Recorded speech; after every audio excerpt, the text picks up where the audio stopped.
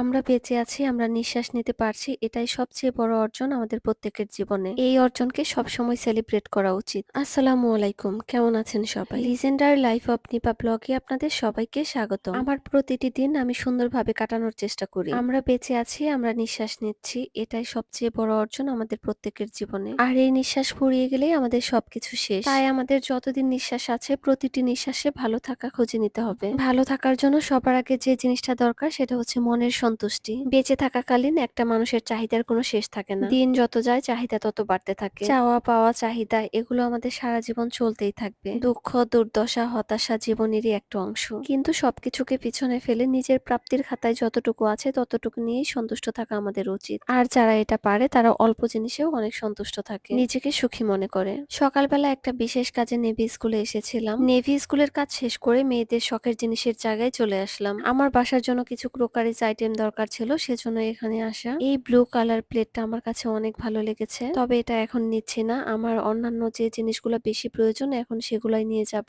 আমি আমার প্রয়োজন ছাড়া তেমন একটা জিনিস কিনি না, তবে প্রয়োজনীয় যেটা কিনি সেটা খুব সুন্দর দেখে কেনার চেষ্টা করি। এখান থেকে আমার প্রয়োজনীয় যা যা দরকার ছিল সবকিছু নিয়ে নিয়েছি। আমি এখান থেকে কি কি নিয়েছি তা অন্য কোনো ভিডিওতে অবশ্যই শেয়ার করব। কেনাকাটা বাইরের কাজ সবকিছু শেষ করে আসতে আসতে আমার দুপুর হয়ে যায়। সেই সময় দুপুরের খাবার সময় হয়ে গিয়েছিল। আমি তাড়াহুড়ো করে ডাল রান্না করে নিয়েছি আর মাছ ভাজি করেছি। আমার আজকের খাবারের স্পেশাল আইটেম ছিল এই কাঁচামরিচটা। কাঁচামরিচটা একদমই ঝাল না, তবে ফ্লেভার ছিল অনেক সুন্দর। তারপর এটা ছিল বিকেল বেলা। আরহাম এখানে পায়েস খাচ্ছে। আরহাম পায়েস তেমন একটা পছন্দ করে না, সেজন্য আমি একটা গ্লাসে ওকে পায়েস খেতে দিয়েছি। আরহামের অপছন্দের জিনিস আমি একটু নতুন ভাবে প্রেজেন্ট করতে চাচ্ছিলাম ওর সামনে, সেজন্য ওই গ্লাসে দিয়েছি। আর আমি খেয়াল করলাম আরহাম খুব মজা করে পায়েসটা খেয়ে ফেললো। তারপর আরহাম এখানে নাশপাতি আর পেঁপে খাচ্ছে। নাশপাতি এবং পেঁপে আরহামের খুবই অপছন্দের ফল, সেজন্য আমি একটা কাঠিতে গেঁথে এভাবে করে দিয়েছি। ওর কাছে একটু ইউনিক লেগেছে দেখতে, সেজন্য মজা করে খেয়ে ফেললো। আপনাদের যাদের ছোট ছোট বাচ্চা আছে খেতে তেমন একটা পছন্দ করে না, তাদের একটু সাজিয়ে গুছিয়ে পরিবেশন করবেন, দেখবেন সুন্দর করে খেয়ে নেবে। আমি যখন আমার ঘরের কাজগুলো করি আরহাম আমাকে ছাড়া বোরিং যাতে না হয় সেজন্য ওকে বিভিন্ন কাজে লাগিয়ে দেই। যেমন আজকে ওকে কাজ দিয়েছিলাম গাছের গোড়ায় পাথর দিয়ে দেওয়া। সেই সময়টাতে আরহামও যদি কোনো কাজে নিজেকে নিয়োজিত রাখতে পারে ওর কাছে অনেক ভালো লাগে।